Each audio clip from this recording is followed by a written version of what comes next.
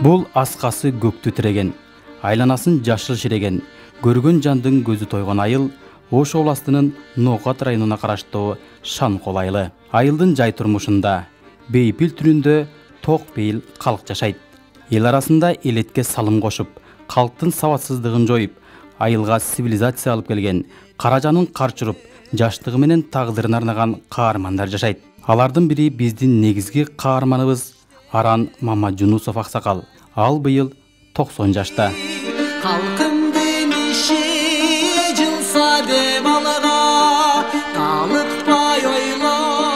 1955 жыл.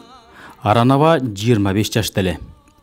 Жаштайынан мамлекеттик ишке аралашып, ысыгына күйүп, суугуна тоңуп, бышып жетилип отуруп, 1962 жылы колхоздо башкарма болуп иштеп калат.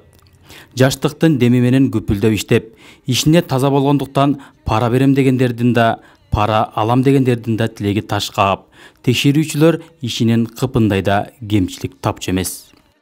Көп жыл башкарма болдуңуз да? Бу жерде көп жыл 10 жыл ашык иштедим.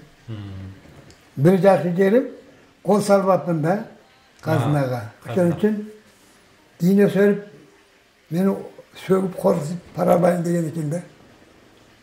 Мен коркпой койдум. Сөгүшүп кеттим. Ушташып кетем конторунда. Анан кийин аркамдан киши коюп текшерди бир жыл.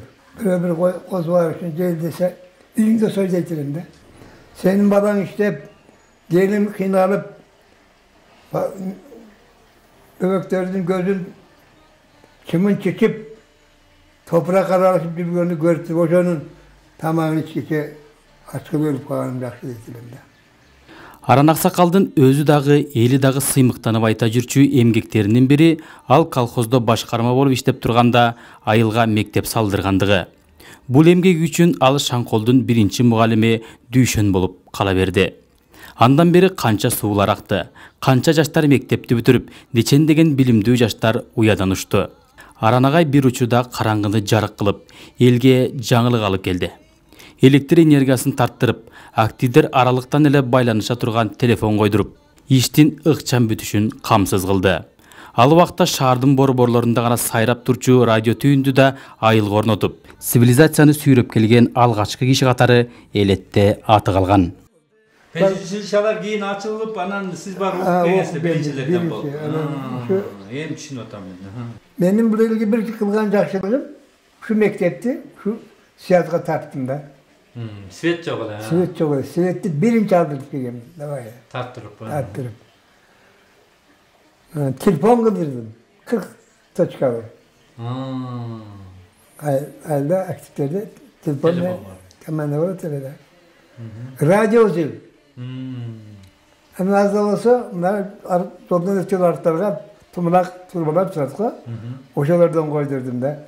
Аранова сабатсыздыкты жою, айылга өнүгүү гана алып келбестен башкы максаты жакырчылыкты жою болгон.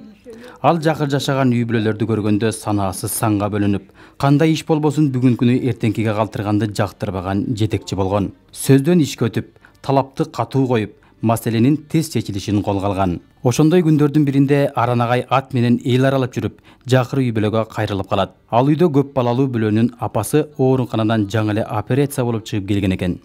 Сууктун күнүндө бүтөлөк тамда күн кечирип жатканын көрүп зейни кейиген Аранова кошуналары менен туугандарын чакырып мындай дейт.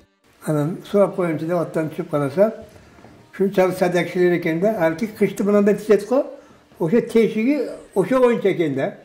Шамал келип атса, операция болуп атса, камбагал болсо, силер үйүңөр тиникилеп жаап алып, тамчы жок жашап атсаңар. Кандай болду? Сурак бердим. 3 айда ошону үйдү бүтүрүп киргизесиң. Анан материал жок болсо жолдун боюна теректер жетилип калды, ошо кесип иштетип койгон.